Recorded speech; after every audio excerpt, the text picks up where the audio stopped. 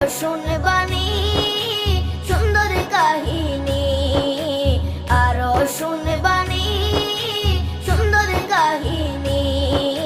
জান্নাতের ওই রুমে রুমে লেখা নবীর নাম, জান্নাতের ওই রুমে রুমে লেখা নবীর নাম। নবী রহমতে আলম নূরে মুজাসসম, রহমতে আলম নূরে মুজাসসম। সাহাবীরা আতর বানায় ওই নবীজির ঘাম, সাহাবীরা আতর বানায় ওই নবীজির ঘাম।